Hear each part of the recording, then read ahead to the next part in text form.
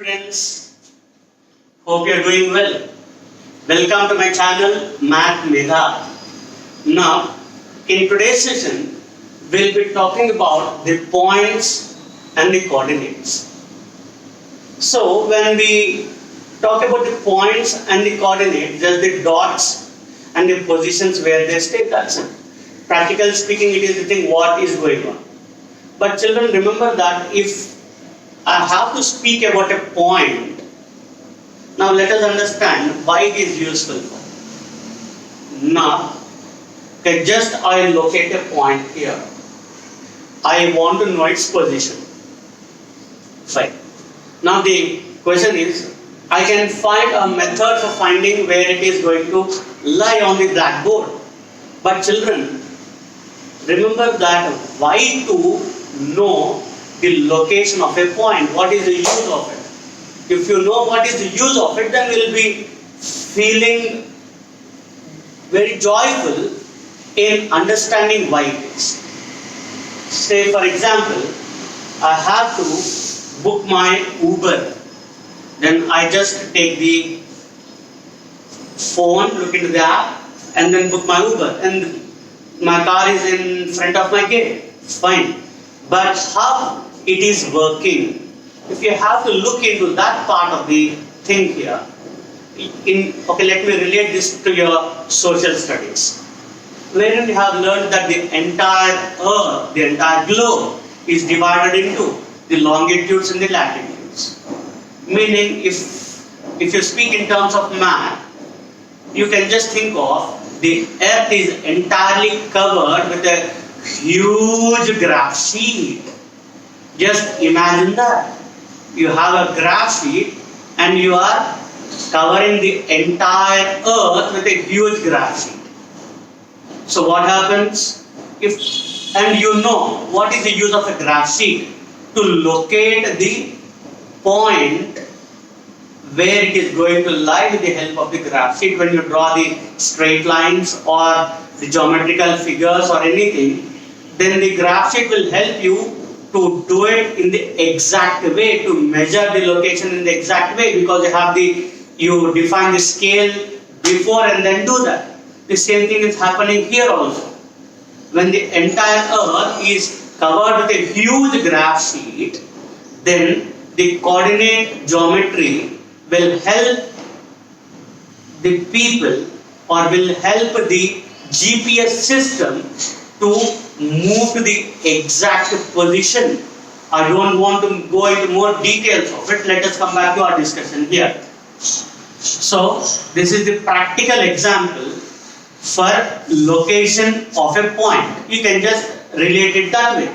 Now, if I have to locate the point on the blackboard, just I take a number line. Hope you know what is a number line. You might have learned it in your earlier classes also. So, number line, let me draw a number line here, passing through it. On the number line you have 0, 1, 2, 3, 4. On the left side, -1, -2 and go and so on. Okay, let me extend this to negative infinite and positive infinite. Remember children, infinite is not a number. Infinite is indeterminate value. Therefore, with the help of this number line, I know this location. This location is at a distance of 2 units from this point. Yes, I have located it. Fine. Then what is the use of it? Then let me give you another example now. Suppose if my friend wants to come to my house. If he asks me, sir, where do you stay? Or DP sir, where do you stay? Then if I say that I stay in a house which contains an idli bandi there, does it make any sense? No. I need to give a landmark. The landmark is nothing but it helps me to locate the position of anything exactly. Suppose if I say that I stay near the big bazaar, that big bazaar acts as a landmark. So everything that we think of to locate, we require a landmark for its exact location. Similarly here, The 0 what I am talking about, this 0 acts as a landmark here. The landmark means from 0 we are going to say that this is at a distance of 2 units from 0. If I plot a point here, this is at a distance of 3 units from 0. So children, just think of this way. 0 acts as a landmark. 0 acts as a landmark. Yes, fine, good. Then my doubt again is, if I locate a point exactly below this, then what should I do? Just I draw another number line and then write 0, 1, 2, 3, 4, minus 1, minus 2 and so on. That is, create another number line of the same situation and then say that this point is also at a distance of 2 units from 0. Fine. I cannot deny that. But what happens, children? This point is also at a distance of 2 units. This point is also at a distance of 2 units. Okay, let me name them this point, you may get confused. Okay, let me name it as A and this is B. A is at a distance of 2 units from 0 and B is also at a distance of 2 units from 0. Meaning A and B are same. Do you see that they are same? No, they are different, right? So, to make us more clear, using 2 horizontal lines is not working. Therefore, I need to erase this, locate the point here only, and then use a vertical number line instead of a horizontal number line. Vertical number line instead of a horizontal number line. This is 1, 2, 3. Now, above the 0, I have the positive numbers. Below the 0, I have the negative numbers. Below 0, I have the negative numbers. So children, what I am going to do is to understand the location of this point, I need to search how much distance, or if I use the word displacement, you will be more clear, but in math we generally use the word distance here. So the distance from the horizontal line and the distance from the vertical line is to be calculated. So just I draw the perpendicular lines here and then say that this is at a distance of 2 units from the horizontal line and distance of 2 units from the vertical line. Therefore, I am using the word distance here. So let me make it more clear that the negative numbers are the numbers because above the 0 I have the positive numbers, below the 0 I treat it as negative numbers. Therefore, just the location of this point, first from the vertical line is at a distance of 2 units, from the horizontal line it is at a distance of 2 units. I need to express in the form of a odd pair. Therefore, I call it as an ordered pair because first I am speaking with respect to the distance from the horizontal line. Next I speak the distance with the vertical line. Since this is negative 2, just I mark it as negative 2. Therefore, this pair I call it as an ordered pair. Fine.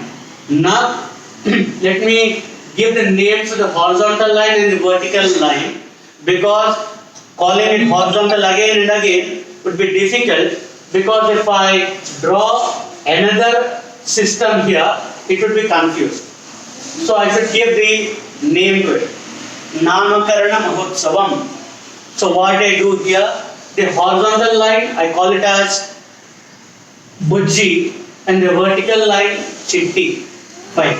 Bujji and Chitti. Remember they are different names because I have created them. But I need to make it universal. I need to give a birth certificate to it. Therefore, calling Bujji and Chitti would not satisfy the entire world. It should be accepted universally. So, I take the help of my algebra here. In the algebra, we have solved many problems where the age of the father and the son. if you need to calculate, what you generally do, you just say that let the father's age be X, son's age be Y. So when we don't know the value of anything or the name of anything, we just have the habit of using the variables here. Similarly, for this one, the horizontal line, I name it as X, and the vertical line, since I have named it as X, this as Y. And the negative part of it, I can say that it is X dash, and the negative part of it, it is Y dash. So, and I observe that it is divided into 4 parts, 4 equal parts, call them as quadrants. This is quadrant 1, quadrant 2, quadrant 3, quadrant 4. We are moving in the anti-clockwise direction. Therefore, in the first quadrant, just I say that it is X comma Y. X is positive, Y is positive. Children, X is called as abscissa, Y is called ordinate. Positive abscissa, positive ordinate. Second quadrant, negative abscissa, positive ordinate. In quadrant 3, negative abscissa, negative ordinate. In quadrant 4, positive abscissa, negative ordinate.